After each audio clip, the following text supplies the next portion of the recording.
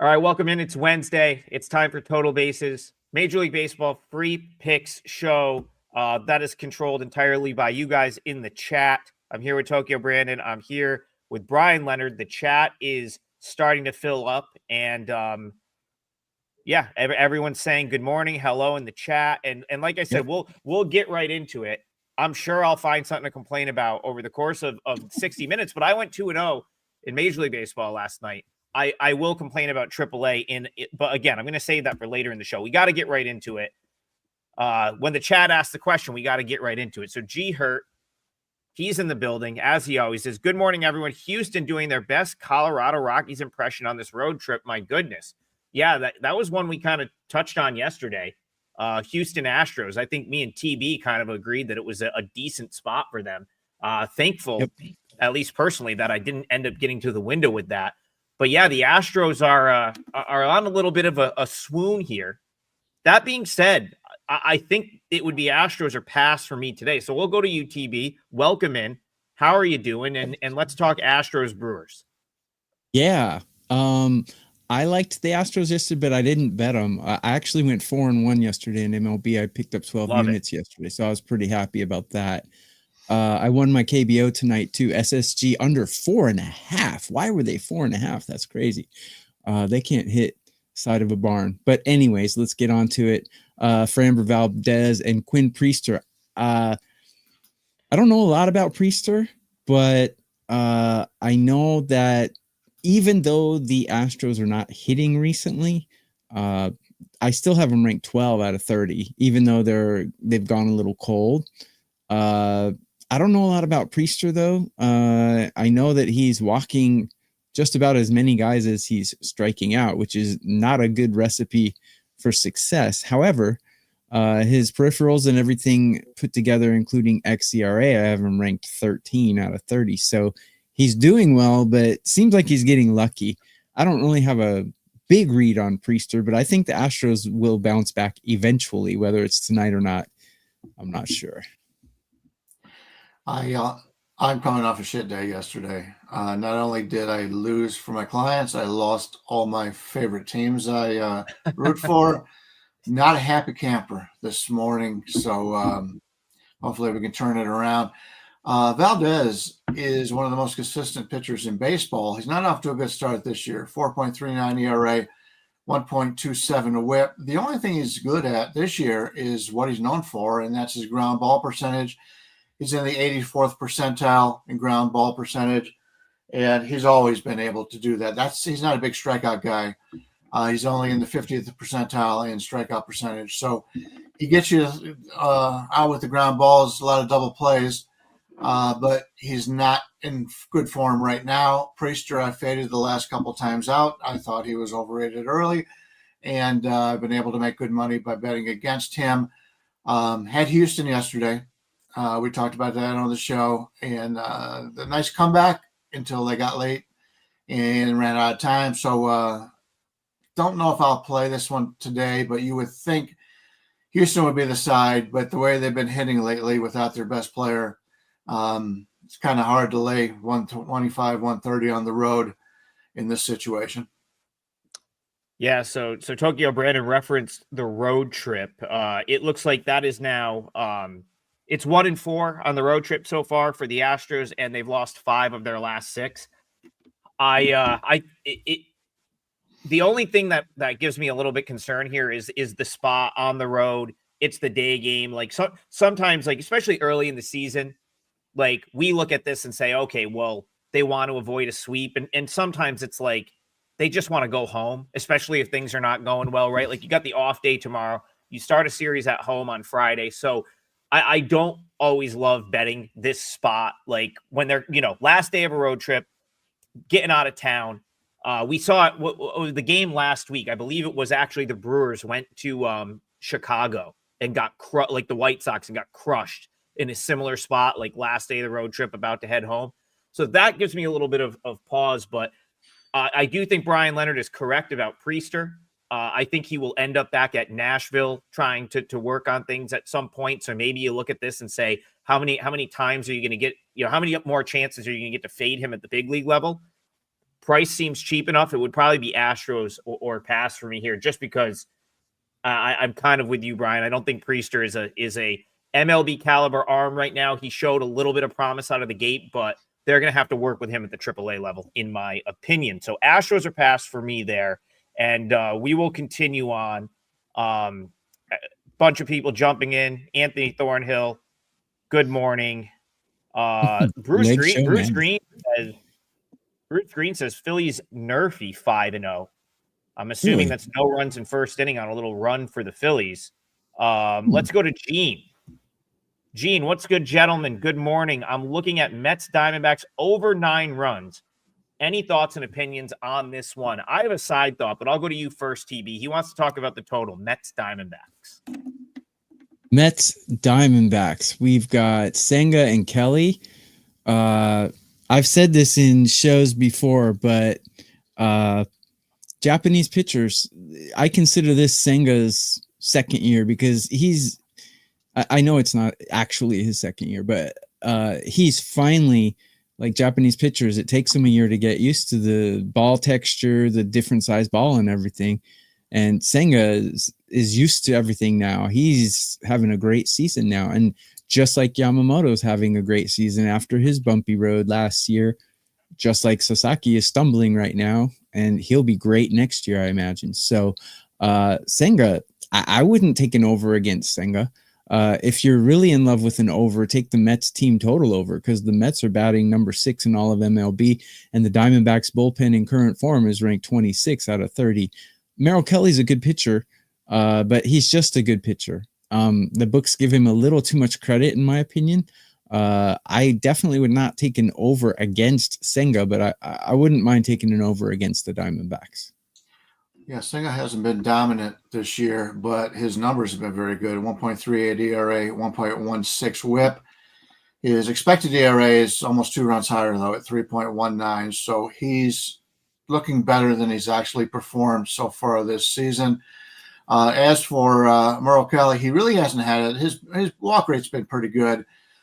But if you take a look at his Savant page, at Baseball Savant on MLB, everything is there's not much red on here. If you take a look at his pitching stats, the best thing he does is his walk rate. He's in the 60th percentile of that. Ground ball rate 56 or 50th percentile, but his whiff rate is down 17th percentile, strikeout rate 23rd, hard hit rate 20th. So he hasn't been at his best. So if you are looking for an over, I could see that a little bit. I could lean that way, especially as you mentioned, TB on the bullpen for Arizona. If there was a game to go over in this series, I would think this one would have the best chance. Yeah, and I just want to make something clear. Bryan references Baseball Savant. It's like the best it's the best resource out there that's like free and quick to get a good snapshot of a pitcher. I mean, if you aren't like watching a guy make a start, looking for like what he's throwing, the best way to handicap pitching is to Google the pitcher name and say Baseball Savant. Bring up the Savant page. Look at if there's red, it's good. If there's blue, it's bad. It's literally it is that simple, and that will. I'm telling you, like more often than not, that's going to give you a reasonable handicap starting point on your pitchers. It takes less than 2 minutes. Baseball Savant, Google your pitcher name, look for red, look for blue. It's not always that drastic, but I bet you'll be surprised with some of the guys that you see with a lot of red and some of the guys that you see with a lot of blue. And it's typically going to find you some value when you're handicapping these. Now, I do think this is a spot where the bullpen could finally catch up with the D-backs. Like Mets is on my short list today. Tokyo Brandon was in the comments on our show yesterday. I jumped in and he kind of said, he kind of like mentioned like the Mets just being a sort of a powerhouse. I think there's 4 teams in the NL that are so much better than everyone else. I really think it's Cubs, Mets, Padres, Dodgers. They're just on another level in my opinion. And then there's a drop off. And I bet against the Mets last night because I felt like I had a good angle in that game. And I also really like a full strength Diamondbacks team. But you guys have really pointed this out over the last couple of weeks. it is going to be so hard for this team long term to overcome the bullpen injuries right now. Justin Martinez being out. I know Shelby Miller's given them some good innings in the closer role, but I look at that bullpen and it's just like how long can these guys hold up, especially against good teams like the Mets that like they come knocking for 9 innings, right? You don't get a break with the Mets. They're going to be on you for 9 innings at some point. If they're not in the lead here, at some point they're going to break through. I think like, am I seeing correctly? I'm on my odds logic page, Brian. Is Mets down in like the -120 range right now? Am I looking at that right? I thought I saw -130 earlier. I see anywhere from -125 to -130. DraftKings -130, but we don't really pay late. I don't know, nobody could play there, so yeah, knows what they're doing. So, but I would say. I was going to say Mets in that -120 to -125 range. Just to, I know Gene asked about the side. I don't really have a side opinion, but I will give you like a totals opinion. The Mets are something I'm considering for today. Haven't bet it yet, but I'll certainly be interested to see if that comes back. I mean, if that got to like -120, I think I'd have to play that. I still have Senga higher than Merrill Kelly in my ratings, and absolutely. And I just see like the Mets just being a more complete team. Like I said, I do think that bullpen is going to bite the D-backs more often than it doesn't, especially after they were able to sort of hold a lead last night. Let me make a quick comment. Yeah, go ahead. These StatCast numbers. Those are base numbers. What happens in a game is results oriented. If a guy throws a curveball right down the middle and it surprises the guy, it's still a bad pitch, regardless if he got the strike on it or not, because that's just a bad pitch. You don't want to throw a curveball right down the middle. So the StatCast numbers are base numbers, meaning how hard they hit the ball, where they hit the ball, all that kind of thing. So you find a lot of times the base numbers do not equal the result numbers. And I've said that all along about Priester, and now we're finding out in the long run that Priester's not like what he was earlier. So it puts you a little bit ahead of the trends, where if you're not sure a guy is any good or not, check his base numbers as opposed to his result numbers. Good advice. All right, Lake Show Magazine. We already talked about this one, but he points out Brewers have not swept any series yet this season. The they are due system is in play here. That would kind of, I guess, tilt you toward the Astros in that one. That's kind of where we were looking anyway. So I want to point that out. All right, I'll go to Brian Leonard first. So I did WagerTalk yesterday. First of all, you guys should be watching WagerTalk today. Andy Lang is doing a fantastic job. Just wanted to shout him out. Love Prez as a host. I think he's going to have his own thing. I mean, Prez hosting a variety show is fantastic. Andy Lang hosting like a sports betting show, he's doing a great job. I'm just going to put it that way. And he hit me with a question on my way out, put me on the spot, and was like, "Are you buying or selling the Tigers to win the World Series at 12-1?" I decided to sell them. I think that, and I think Brian, I'm going to go to Brian because I know his brother-in-law is all in on the Tigers, which was an instant sell for him the other day. So Andrew wants to know, how do we feel about the Tigers? He's also speaking in the context of today's game against the Rockies, -1.5. This game, of course, got rained out last night. We've got the same matchup. It's going to be Job Dollander. So, Brian, talk to me for a minute about the Tigers and then this Tigers-Rockies matchup out at Coors Field today. I started looking into Sheridan is a sports writer out there, and I subscribe to his newsletter. And he was talking about one-run games, extra inning games, because they're kind of a coin flip, and many times you'll find a team with a one-run advantage that isn't very good. They've just been lucky. When you take those out and you're only looking at multiple-run games, the Tigers are really good. They're 3-4 in one-run games this year, 0-2 in extra innings, yet they have a 22-13 record. A lot of these things, you take a look at the Yankees, they're 3-8 in one-run games, 0-2 in extra innings, yet they've got a 20-16 record. Those teams are the teams you want to bet on that win more blowouts than they lose the blowouts. For years, last few years, the Dodgers have been in that situation. In one-run games, as good as the Dodgers have been, you expect them to be with that bullpen they have. They're 7-7, and then they're 2-2 in extra innings, and yet they're 24-12 overall. These are teams that can turn around a game in no time. We saw that a few times yesterday, where a team was right in there. San Diego was one of those that was right in there, and then all of a sudden they're not.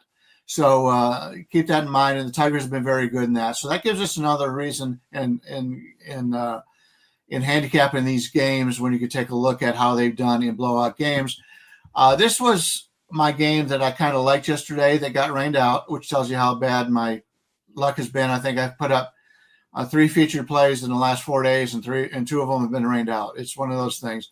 Can't lose them. Can't lose them if they get rained out. Yeah. You know? I'm trying to fade Jackson Job on the road in a place where they don't the off-speed pitches don't move. He's not a strikeout pitcher. He's been a terrible strikeout pitcher this year, but he does walk players. So I have to think that he's going to struggle here in Colorado in this game. And I prefer the Colorado runs over in this game, the team total. And Dollander, his last couple of starts, he's starting to come around a little bit. So I think Colorado has a little bit of value here. It's similar to the game. I don't know if anybody else used it, but yesterday we talked about that Dodgers Miami game, and Trey and I both liked Miami, and we wanted to find a way to play them, and they stuck into that game all game long and came out with that victory. We could see a repeat of that in Colorado here. I want to fade Jackson Job. His going back to the StatCast numbers, his actual base numbers are not nearly as good as his results have been. I'm gonna disagree with Bryan here. I think Detroit's just too talented to lose to this Colorado team. I know that the narrative is Colorado's a dangerous home team, but they're 4-11. I mean, they're outproducing their expectations, but it still doesn't mean they're good. So I think Detroit 8-9 on the road. Yes, I agree. Starting pitching is a worry. What's that? 8-9 on the road's not. I mean, that's not great. It's not bad though. It's not. What's Colorado on the road? I think they've won 2 games, right? But 8-9 is respectable on the road, I think. And considering the Tigers they have the best or second best record in the American League. I mean, they're on the path for the World Series. I know the season is long, so don't trounce me for saying that yet. But I mean, with that bullpen, and they're just crushing the ball right now. I can't wait to see what Detroit is going to do in Colorado with those bats.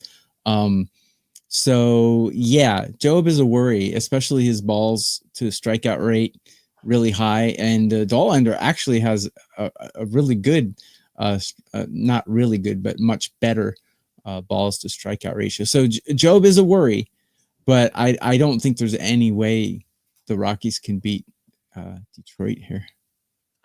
I absolutely love the Rockies here. If I didn't have Rockies derangement syndrome, Bryan, like if this team hadn't burned me so many times, this would already be punched in. Rockies plus 1.5 would be punched in as a 5% play already. I have to at least like sit here, drink my gallon of coffee, and think about it before I fire a Rockies bet. But I will be shocked if I'm not on Rockies plus 1.5 for like a 4% play today. I think Job is going to get lit up at some point. What better place for that to happen than Coors Field?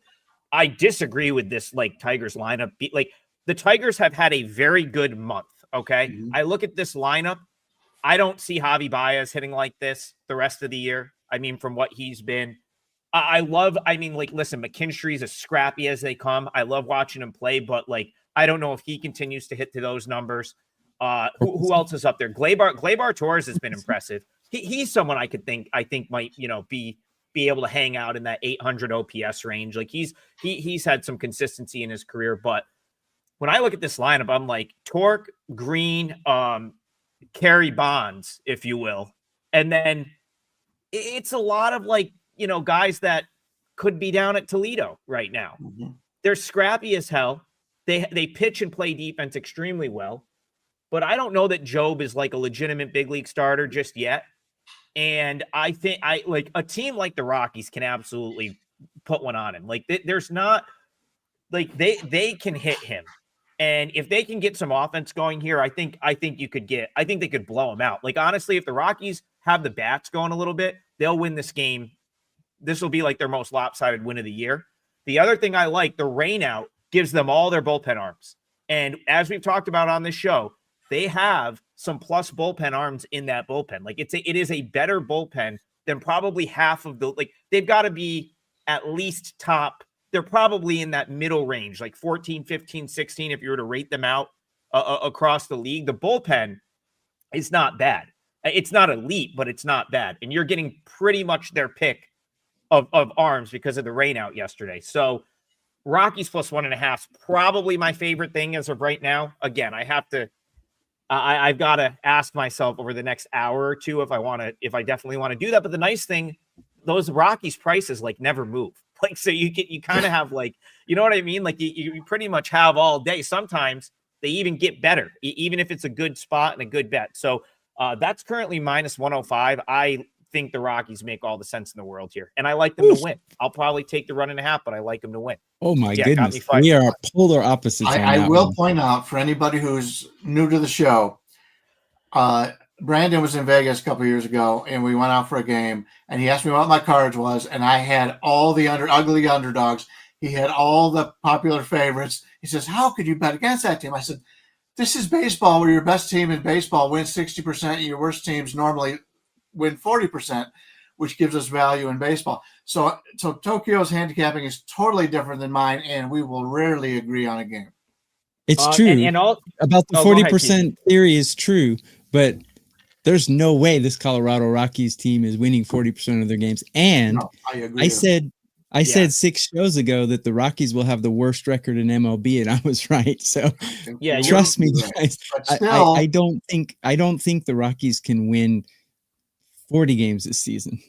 And that goes back to the point I was kind of making the other day, where it's like the Rockies and the White Sox are going to show line value almost every day. Yes. So like that's why I have to at least sort of let it marinate for a minute, because you really have to be careful about when to play those teams. Do you know what I'm saying? Like, you really have to be careful about when to play those teams, because if you're just looking at your numbers and you're like, oh, Rockies value plus 1.5, minus 105, easy call. There's so much line value there. But like you're saying, TB, this is a team that may very well be historically bad in terms of like a win-loss record.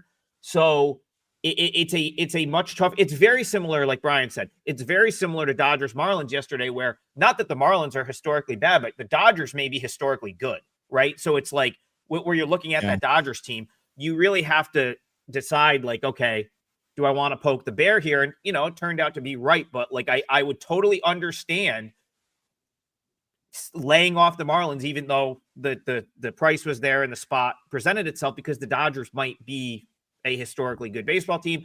Kind of on the other end, the Rockies might be historically bad, but I would sign off on you playing against Jackson Jobe in just about any fashion.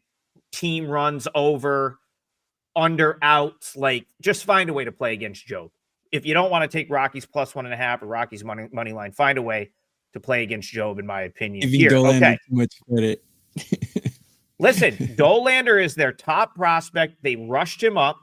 They said, go figure it out at the big league level. Last time out against the Braves, 5 2/3, 2 hits, 1 run, only walked 3. That was the problem, was this command early going. He started to figure it out a little bit. He's got high upside from a pitching prospect standpoint. So I'll give it to you. If he has a game like that today, they will win probably. I agree with that. Yeah, I agree. My Colorado, I want no part of them on the road. I would say 99% of the time I will not be playing Colorado on the road, because years and years have told you not to do it. At home, we'll see what happens. All right, we're going right back to Bryan Leonard here, because he's kind of said this from the beginning.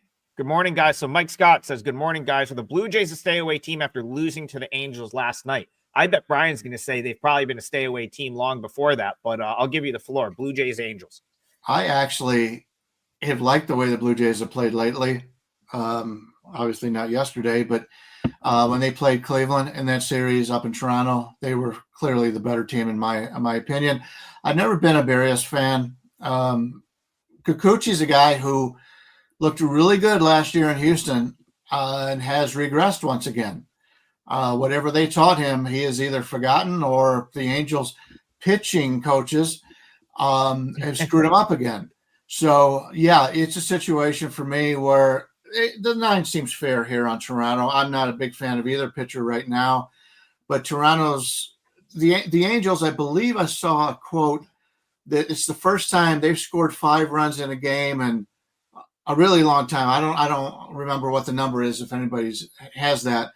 But the offense for the Angels has been poor. They do have a few pretty good hitters, but like Ward's having a tremendously bad year. He came up with a couple of hits yesterday, and then Trout's out of the lineup. So the Angels got some decent hitters, but none of them have hit well. And so I'm looking to fade the Angels for the most part. If I had to play it, which I don't think I will, I would be on the Toronto side. But once again, it's probably not going to make my card.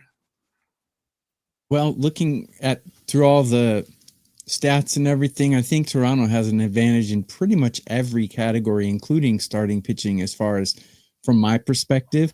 I actually kind of like Barrios. I know almost nobody likes him, but I actually kind of like him because he won me a lot of outs props last year because he almost always finishes 6 innings. At least he did last year. This year he's a little more inconsistent, but his balls strikeout ratio is better than Kikuchi.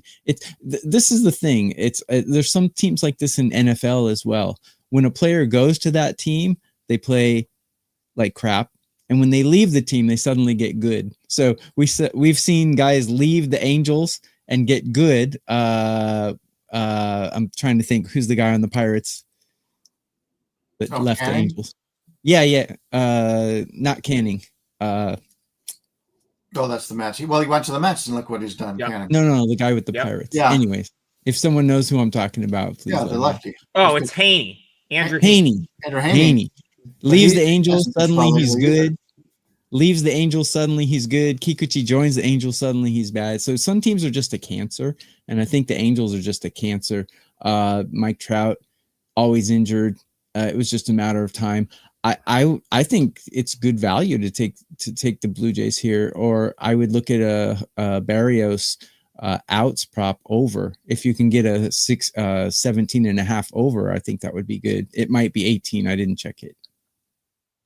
Yeah, the Angels with pitchers is a real thing, and I think that makes Kikuchi as big of a fade as you're gonna maybe find from a starting pitching standpoint.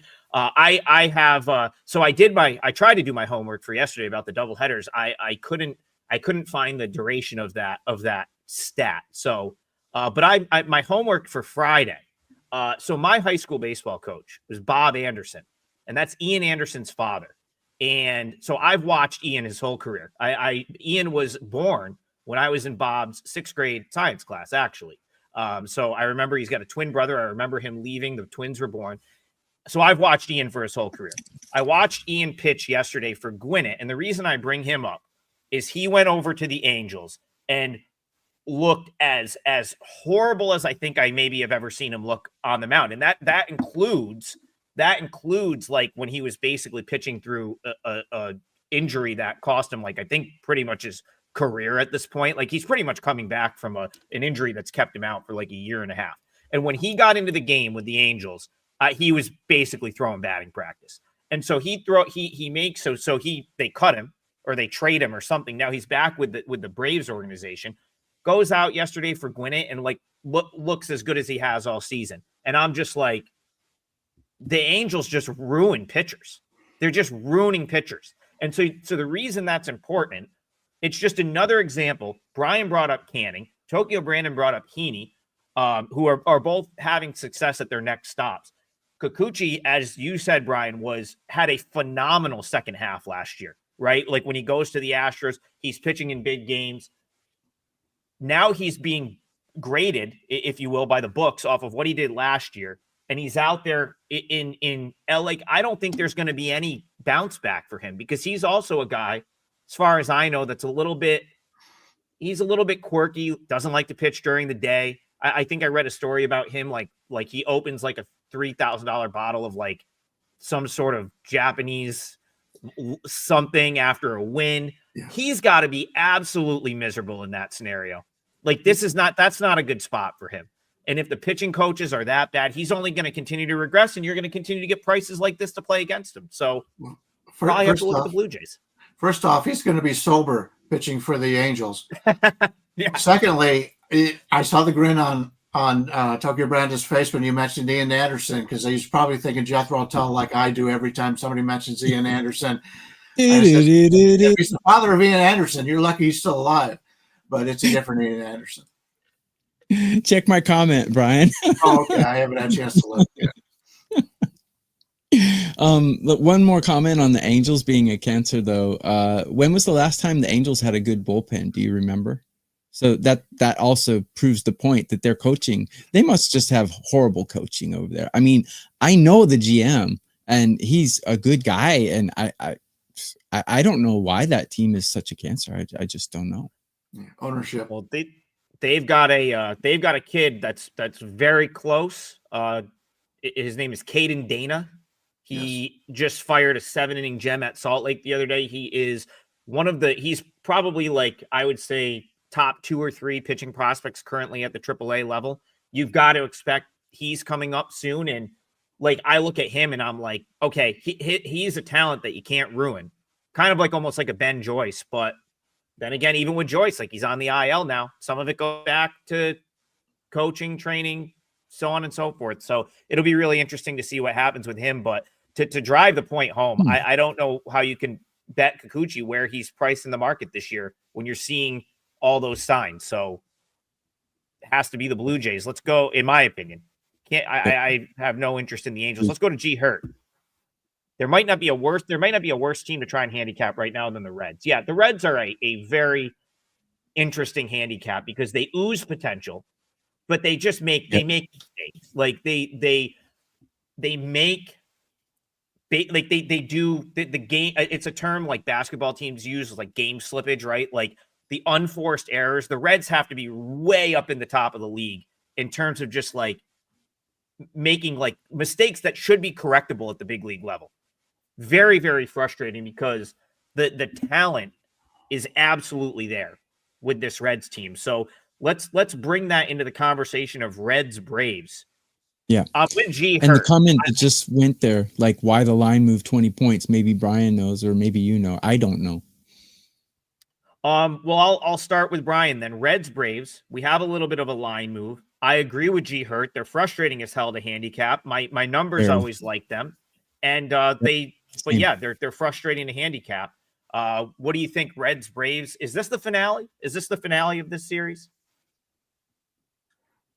I don't see much of a line move from where I'm looking at here on the Odds Logic show. We're looking at Atlanta anywhere from. No, they play tomorrow too. They play tomorrow too. The only reason I asked that is there's some stat where the Reds in a rubber match, it doesn't qualify here, have like the worst record in the history of baseball. When they're like when they go to a rubber match of a series, it's not going to come into play here. But that's another thing that's almost hard to explain. Go ahead, Brian. See, I've got Atlanta maybe a 114 favorite here. I listened to Tito Francona, the manager of the Reds, 2 days ago. He was talking about the inconsistency of the team, and he hit it just like you did. It's the mental aspect of the game. He says, these kids are all talented. He said, at this point, a lot of them still question their abilities, and they make mental mistakes. And we've seen it on the bases. We've seen it on defense. Young teams do that. So a lot of them have been brought up where they've been able to make it to the majors in record time, and they haven't gotten the fundamentals down. And that's the one thing that young kids don't like to do. They don't like the fundamentals. And eventually it comes back to bite you, and it bites you in the major leagues. Hunter Green has been fantastic all season long. Comes in with a 2.53 ERA, 0.82 WHIP. Considering half his games are in Cincinnati, that is amazing.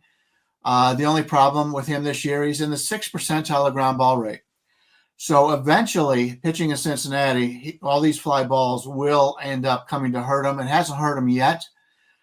In this game, I'm not so sure it's going to have a whole lot of effect. Atlanta's somewhat of a pretty good hitter's park, but overall more of an even keel in that range. But he's been very good, and he's a guy I'm looking to play most of the chances when I get the ability to play at the Reds at a decent number.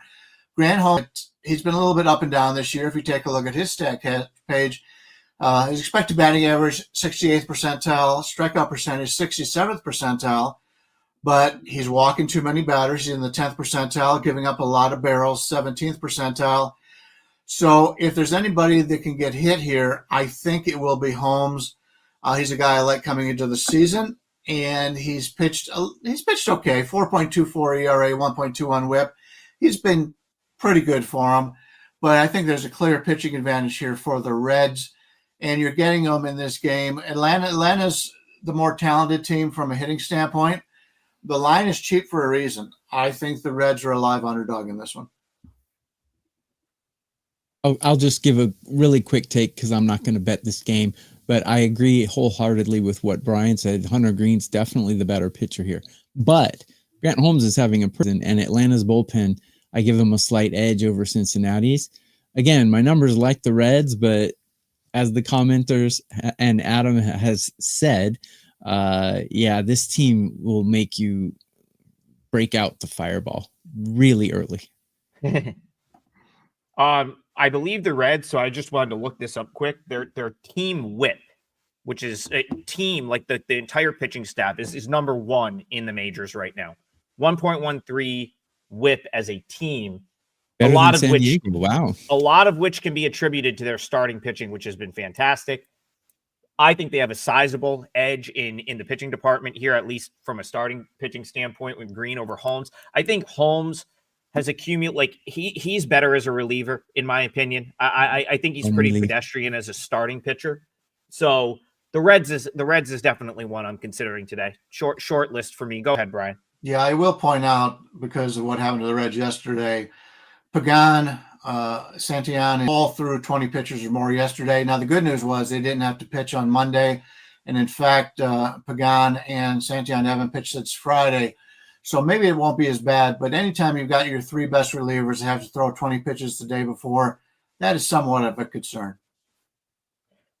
Yeah, I was curious.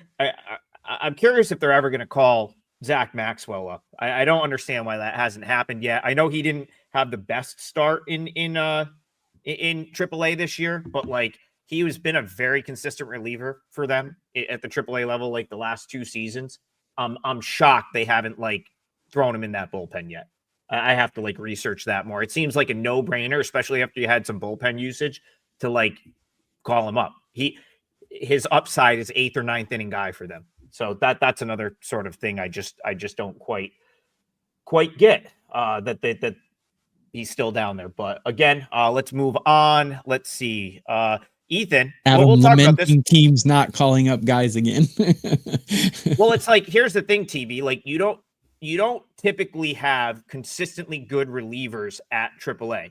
Do you know why? Because it's hard to find consistently good relievers. So if someone is decent for a long period of time at AAA, it's like pretty much clockwork that they get called up, because as you guys know, look at the bullpens across the league. It's hard to find guys that are consistently good in those later innings. So when that's shown that kind of potential, and you are the Reds who seem to lack in that department, it is very surprising that they haven't made that move yet. That's all I'm saying. Most teams, I'm not criticizing, will bring a guy up if they have a bad, like they got a lot of guys used in the bullpen the night before. They'll bring one or two. Don't worry about sending them back down, because most of the times the bullpen guys, unless you're the closer, they don't think you're going to be around long anyway. So they'll send a guy down for a day or two, send somebody else up. And so that's where most of the movement between the majors and the minors is. It's the relief pitchers coming up just to be able to be on there in case they need to use them. Yeah, it's and with the Reds, and it just feels like they could use that like one more sort of big arm in the bullpen. and I feel like they've been sitting on it. I'm going to be watching I watch the transactions every day because it helps me handicap minor league baseball as well. I'll be interested to see if the Reds bring someone up to bolster that bullpen today, because that is a night game. It's not a day game, so they've got time. They've got time to make that move. Ethan Bainbridge in the chat says, thanks for the advice to stay out the Guardians in game 1 yesterday. Also, I'm a look at kicking myself. I told Bryan off air, kicking myself for not coming back with the Guardians, because if you listen to our handicap of the doubleheader, the situation pretty much presented itself for the Guardians to be a good bet in game 2. And I don't know why I didn't fire it, to be honest with you. I feel like the day got away from me a little bit. And all of a sudden, Guardians, Lively's out there, just set your watch to it at this point. Another good 6-inning effort from him, and they win big in game 2. We are going to talk about I guess would be the rubber match of this series now. This is a noon Eastern first pitch. Didn't realize we're going that early in DC today, but we've got a noon Eastern first pitch. So let's talk about this one. It's Logan Allen and Mike Soroka. Name I don't think we've seen the bigs in a little bit, although he did have that stint with the White Sox. Anytime I hear Mike Soroka, I always think of what could have been with the Braves. This is a guy that's really just had a tough go of it with the injury stuff throughout his career. So it's good to see him back in the big leagues. The question is, will he be effective? And I'll go to the Guardians expert on the panel, Bryan Leonard. I'm sure when we brought this up, Tokyo Brandon and I are going to have different feelings about Mike Soroka. When he was healthy in 2018, 2019, and 2020, his ERA rate 3.51, 2.68, 3.95. Since he's been injured, we're looking at 6.40, 4.75 with a 12.7 walk rate, by the way, and a 7.2 ERA in the 5 innings he's pitched this year. But since I pay a lot of attention to spring training baseball, and I like to read what the writers are saying and what the coaches are saying, they were really excited about Mike Soroka coming back this year. They thought he was getting better to where he was before all these injuries. He was healthy. And if you take a look at, his first start, a 7.20 ERA, but his walk rate was very good. His barrel percentage was very good. Ground ball rate was good. That plays in Major League Baseball. And for this team in Washington, he could be one of their final 5 starters. If he stays healthy, he could be in the lineup starting rotation the entire year. The problem is always having to take a look at health. I will say, after playing a doubleheader yesterday, when the Guardians score 18 total runs and only managed a split, the coaches are going to expect both of these starters to put in a lot of innings today. And because of the bullpens are going to be really taxed from the last couple of days, especially Cleveland's, where one of their best guys, maybe their best bullpen guy, got blown up yesterday. So that puts me towards an over when I'm looking at a game like that. We're looking at 9s. Anytime you've got to count on your starter and expect him to go 6 innings, even though he doesn't have the stuff, that's a game that could easily go over. That's the way I'm looking at this one. Logan Allen's a guy he's okay. He's not bad at all. But to make Cleveland a 130 favorite here is kind of ridiculous to me. I said yesterday, if you bet Washington in both games as an underdog at home, you'd make some money. You did. Not a lot of money, but I'll take a grind out, the grind money anytime whatsoever. But I think Soroka's been much better this year than he has in the past. And he could surprise some people. It'll take some people a while, if he does pitch well, to believe. But if he's healthy, he's a good player. And so we'll see how it goes. But I kind of like the over in this one. I agree that when he's healthy, he's good. Like he was an auto bet when he was with the Braves. I mean, he was a stud. I mean, he was like easy money, but he can't stay healthy. That's the problem. These two teams just played 2 pinball matches yesterday. It was like the bullpens are completely spent. And what happened to Cleveland's bullpen anyway? I have them ranked 19 out of 30. I mean, they're supposed to have one of the best bullpens in MLB. So if I'm going to bet this, I would bet the over, but I'm not touching this game with a 10-foot pole. So I like the Nats here, and I'll explain why. First, people are always like, Trig, how'd you get so into like AAA minor league baseball, it was because when Ian Anderson was coming up through the minors, I wanted to watch him. And I bought the minor league baseball package, and I just never canceled it. And then I'm like, if I'm going to sit through a Gwinnett Stripers game, I've got to bet it, because I'm just too degenerate to like watch this game and not bet it. So I started like messing around and looking at the lines, and then minor league baseball got canceled in 2020. But when it was back in 2021, I was like, oh, we can actually bet this. So that's what kind of like got me into AAA. The reason I bring that up now is Soroka and Ian came up at like the same time through the Gwinnett organization. So I've always like had a soft spot for this guy. I've always thought, and like you were saying, he was the stud of that sort of young crop of pitchers that the Braves had. I watched him last time out. So he's had an extended rehab so far this year, or so far. Like, so I believe he got hurt back in March. He appeared in that first series against the Blue Jays. He's been down and rehabbing for a while. I watched his start with Rochester over the last time he pitched, and he looked as good as he's looked in years. 11 strikeouts, went 5 innings. Like, he very much looked like a healthy Mike Soroka. As good. I mean, you even count his big league outings from the last couple of years. He has not thrown the ball as good as he did for Rochester against a very good Lehigh Valley lineup. That's a loaded. That Phillies AAA team right now is loaded with good hitters. One of the better lineups in the International League, and Soroka shut him down. 11 strikeouts, had command, only gave up 1 run. They only had 4 hits, went 5 innings, threw his max allotment of pitches. I think there's some value on the Nationals here. They're one that I'm going to be looking at today. I go back to what Bryan has said all season. This Guardians bullpen, not what it was last year. I'm not scared of their bullpen anymore.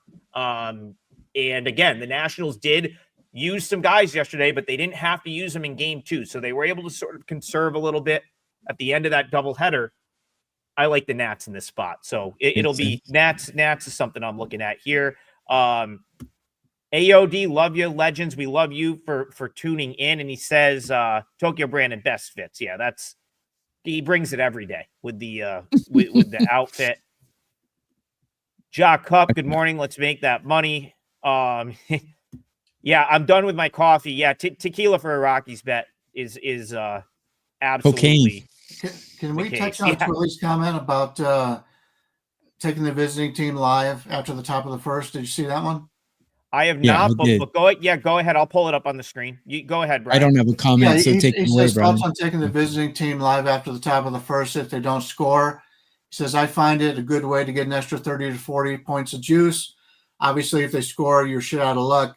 The problem with that is your best players in Major League Baseball, usually 1, 2, 3, 4, 5 is your best players. And which means your best players, you take 1 at bat from them, and which means the chances are they're only going to get 3 to 4 more at bats the rest of the game.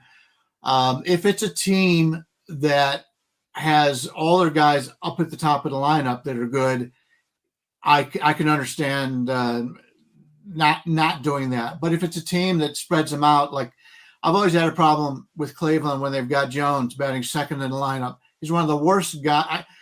I'm an old-time guy. Your guy second in the lineup should be a guy that can move the ball, move the player around, hits for a good average. If he's your second hitter, I don't care. You are going to miss out on Ramirez and Kwan, but I think it would come down to each team you have to take a look at. There are certain teams that are deep. The Cubs, the Cubs are a team that's deep all through, but there's a lot of these teams that their best players they put up at the top, and after that, it's all junk. You could even count the Dodgers in that group. Unfortunately, their first 5 or 6 guys are really good, and after that, they're terrible. So we'll have to see. But on an individual basis, I think you have to take a look at it that way. I don't have a comment. I don't live bet. That's like the crack cocaine of sports betting, and I don't want to lose my money that quick. Birdnorth says, thank you for showing me Baseball Savant. Never knew about it. Looks like an awesome resource. Yeah, that's as good as it gets for free resources when it comes to like trying to evaluate pitchers is as absolutely as good as it gets. Everyone should be going to Baseball Savant when they're evaluating pitching in my opinion. All right, let's get some more comments. Andrew Wheeler says thoughts on Sonny Gray and the Cards. So the Cardinals, of course, we kind of talked about that game yesterday. They were able to break through. They overcome Skeens eventually and win 2-1. And now we've got the Cardinals today. It's Gray. Who do we got on the mound for Pitt? It's Pittsburgh. Keller. Gray and Keller. All right. So Keller's a guy we slander on this show from time to time. Probably deserved. I kind of agree with TB. He's typically overvalued in the market. Now, I don't know about overvalued today because his horrible team that he's on is overriding the value here at this point. Like, so I don't know that you have enough value to fade him today, but man, the Pirates are a bad baseball team. They're just a bad baseball team. That's all I've got. That's all I've got there. Go ahead, TB. What do you think? I'm a huge Sonny Gray fan. I like him a lot. He's just one of those guys. I love watching him pitch. He's having a pretty mediocre season this season, but the Cardinals do have a bullpen advantage and a hitting advantage here. So I would take the Cardinals, but minus 170 is a little rough. I've said it in shows before, just some gambling advice. If you can take a -1, you can knock about 30 cents off the price. You get a -1 for about -140. If your team wins by 1, you get a push instead of a loss. So there's nothing that I hate more than being on the right side and losing my money. So I hate -1.5. So that's just a little advice from me, but I would go with the Cardinals, if anything. What do you think, Brian? Yeah, to me, it's a Cardinals play, but I'm not a big fan of laying 170 range with the Cardinals. Probably play the Pittsburgh Pirates team total under.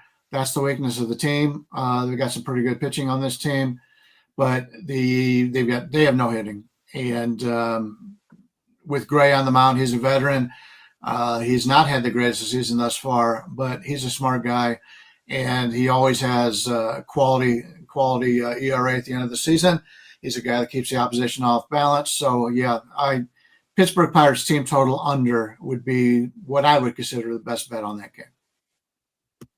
All right, Titan CT, we did start the show with Astros Brewers, so you can always go back and watch that. We have not talked about the Padres yet, and it's Padres Yankees, so we really should make sure we say something about that game. My first thought here is this is just an outrageous price. The Padres should never be like, even if the spot is tough, even if it's like, it is just an insane price. The Padres should never be this big of an underdog in a 9-inning baseball game. They just got Jackson Merrill back. I know Cronenworth's got another day at El Paso. Then he's going to get a day off. Then he's going to rejoin the team. The Padres are an elite baseball team. Yes, they got blown up late last night. They kind of had that coming at some point with some of the bullpen innings that they've logged. But just from a price standpoint, +1. What are we at right now? -180 right now. Yeah, that's insane. +160 at Pinnacle. Yeah, that's insane. But I mean, that's insane. Padres +160, or you have to forget it. There is zero scenario where you should be laying that price against the Padres. I'm speechless at that price. So I'll go to Bryan. Leonard, what do you think? That jumped off the board to me also. The only thing I could think is maybe the bullpen was ball blown up, but it's not. None of the top 3 guys in the bullpen yesterday pitched. Morjan was the one that blew the game. He pitched 11 pitches, but other than that, they're pretty set in the bullpen. I listen to a lot of national baseball shows, and unfortunately, because half the time they don't make any sense, they are talking about Max Fried being the MVP of this Yankees team only because all their other pitchers are hurt. Now, he's a good pitcher, no doubt about it. I'm a big fan of Fried, but come on, Aaron Judge, less of the MVP on this team is crazy. Cease has not pitched as well this year, but we have seen what Cease has done. You're going to take a small sample size. I haven't heard anything about him being injured. If he's healthy, he and Fried are in the same pitching category, if you ask me. Yep. They're not quite the aces, but they're on the next level. And to get San Diego's lineup against the Yankees lineup, which I had just mentioned, there's got a lot of holes in it. You know, when you got a guy like Grissom, he's on a hot streak. Yeah, great, sure. But what has he done in the last 5 years? Nothing. I definitely think San Diego is the team to beat here. And to catch them in this 160, 155 range is crazy. I'll be on San Diego. They got the better bullpen. They got a somewhat equal starter. I mean, say like 45, 55. I still think Fried's a little bit better. But, San Diego in this price range is a hell of a bargain, if you ask me. Yeah, someone on this show yesterday took the Yankees. I think that was me. But the game one, the Yankees were winning until that stupid rain out, and then yesterday the Yankees just blew them out. So yes, I agree. This is a Padre day. I don't think the Yankees can. Game one, I think the Yankees dominated that game. So I don't think the Yankees are going to dominate 2-3 games in a row against this team. The Padres are just too talented. Max Fried, I have him a peg above Dylan Cease, but there have been seasons in the last 5 years where Dylan Cease outperformed Max Fried. So I kind of agree with what Bryan's saying is these pitchers are in the same upper echelon of pitchers. Dylan Cease just hasn't gotten it together yet this season. He eventually will. Whether he does it in New York or not is a question. But the Padres have an immaculate bullpen. Hitting is pretty equal. So I'm not going to bet the game, but if I did, I certainly would never, ever pass up Padres at plus 160. That's absolutely insane. I did want to point out, I'm sorry. Oh, go ahead. Yeah, go ahead, Bryan. You mentioned it was a blowout, and the final score was a blowout, but in the middle of the seventh inning, it was 3-2 Padres. Yep. So the whole game wasn't a blowout. It was just that one inning. Yankees scored 10 runs in one inning. We're seeing so much of that this year. Teams just going crazy in one inning. But yeah, overall, it was a tight game till the very end and as was the first game. Like game one, I mean, both teams had 6 hits. Like the Yankees had pretty much one good inning, and the Padres had one good inning. Like that was the first game was a very tight game. Yesterday's game. Yeah, that's what I'm saying. Like man, if that plus 1.5, this would be a case like I'm seeing like minus 140. If the Yankees took more money today, which I can't possibly see being the case, but you never know with a team like the Yankees. No.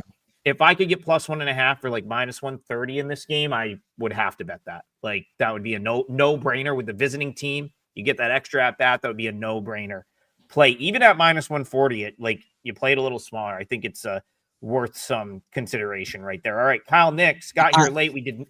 One last comment. I would be tempted to take the Padres -1 for like plus 200. No, I don't hate that. But here's the thing, though, TB. Why take -1 plus 200 if you're gonna get plus 160 or plus 170 just for them to win? Like because that's where I'm just like, it's not. Is it only a small percentage of games end in one run? So I think it's about 28 or 29%. So yeah, it's 1/4. It's more than you. Yeah, that's a Yankees are 3-8 in one-run games so far. Yeah. So yeah. Okay. Well, yeah. All right, Kyle Nix. Did we already talk Boston, Texas? No. We can. We'll talk about it right now. What do you think of Mahle at Fenway? Well, I'll talk really quickly about what I think about the Rangers. I ended up playing the Rangers yesterday. That was one of my 2 MLB plays, which I hit both of them. And the Rangers, I think, are on the uptick now. We talked about it on this show, how they really struggled in April. Corey Seager comes back over the weekend. I like the way they shook things up a little bit with, making some roster moves. The pitching's been outstanding all year. They dominated that game last night. We were all pretty much right about Giolito getting blown out, and he did. Agged. I'm only looking to bet on the Rangers right now. I think they're a team that's going to continue to trend in the right direction. So as far as this one, especially with you're grabbing the Rangers still as an underdog here, how will probably be better than his numbers, but I don't really trust him yet. Would be the Rangers or pass for me. We'll go to Bryan Leonard. Mahle's been fantastic and very similar to Soroka in the past. He's looked very good in certain situations. This year he's gotten off to a great start, but he can't stay healthy. Houck looked better his last time out. I think we'll see more of the past Houck than we had the earlier Houck we saw so far this season. Seattle claimed the Texas center fielder who they cut. Seattle needs with their normal center fielder out, they needed another player. I think that was a pretty good deal for them. But I think the line is pretty much correct here. I'm not going to be involved in this one. I'm going to kind of go against the grain again. I like Boston in this one. I'm not going to play it. So take that with a grain of salt. But if I were going to play this, I would play Boston. I agree that Mahle's having a great season. Houck, I've never been a huge fan of his, but I think the books are just overpricing starting pitching a little too much here. I think Boston has the better lineup. Texas finally is starting to hit, and they just got Seager back, I think, 2 days ago. But I just think Boston has a better lineup, and I think Boston has a better bullpen. So in the end, I think they have an advantage winning this game. To me, Hawk and Molly, probably after 5 innings, it'll be a 1-run game perhaps, and then I think the bullpen will be the Texas demise in the end. That's how I would play it, but I don't have an official play on it. All right, well, TB, we're right about 10 o'clock, so we're going to wrap up soon. What do you have an official play out for today? And we'll do some quick promotion here, what you guys got going on the site. Okay. I have a 5% MLB play today. And instead of paying $35 to get a 5% play, you can use code TB3 and get 3 days for $39. So go to my page at WagerTalk, use TB3 and get 3 days for $39 when you check out on a 3-day package. I'm still working on my card today. Shit the bed the last couple of days. So I'm very, very conservative today. We'll see how it goes. But I haven't put the plays up yet. But the ones that we've talked about, you can kind of tell which ones I'm leaning towards. Yeah, I swept yesterday MLB 2-0, Rangers Diamondbacks. I will absolutely have something today. I just haven't put it up yet, but you know where to find it. Head over to the site. We'll get you one more on the way out. A couple people asked about this, so we'll go quick here. Ethan kind of wants to know, I'm looking to start fading the Royals after this White Sox series. Any thoughts on the Royals in general? Someone else asked about Walker strikeout. So we'll go real quick around the horn. We'll start with Bryan Leonard. Quick thoughts on Royals in general, Royals, White Sox. I can't leave the Royals at this number. They're the better team, but I just have a hard time laying this number with the Royals. Now, what do you think about the Royals this weekend hosting Boston? Like, do you agree with Ethan? Is that somewhere you're going to look to go against them? Let's say they win the next 2 games. Let's say they win the next 2 games. They now have 6 straight wins going into the Boston series. Do you think he's on the right track looking to play against them then? Well, I will say that anytime a team comes off of either Colorado or the Chicago White Sox, they're going to be overrated in the next series. I totally agree that way. But without knowing what the lines are and without knowing what the pitching matchups are, I can't comment on that. TB. Sorry. Yeah, go ahead. Yeah, no, I'm going to you. I actually have an official play on this one. And if you actually watched the game yesterday, the White Sox were the better team in the first 5. They just let it go at the end. I think the White Sox are a good play here on the first 5. And I got it for plus 175 on the money line, first 5 innings. I don't see a huge difference. Yes, Brian's right. The Royals are the better team overall. But I think the White Sox demise is more their bullpen than it is their batting or their starter today. So remove the bullpen and give me plus 175 for a first 5 money line on the White Sox. Damn, is that an underdog you like today? Yes, sir. Hey, my chalk man.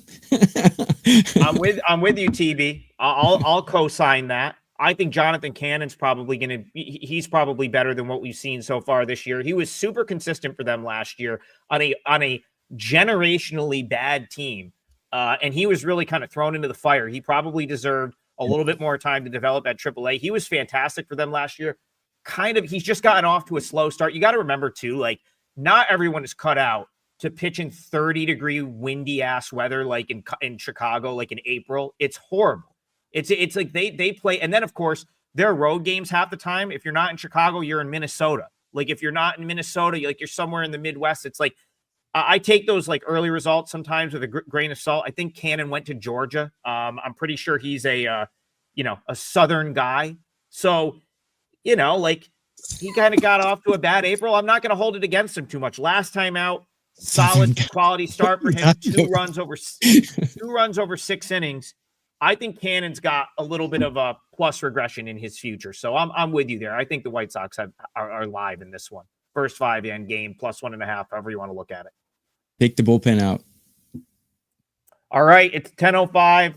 We're going to wrap it up here. As always, like and subscribe so we can continue to grow this show.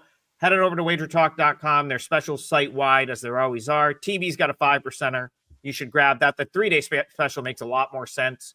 It only costs you $4 extra. You get basically two free days. So check that out. That's code TB3. And we'll see you guys back here Friday morning, 9 a.m. Good luck today.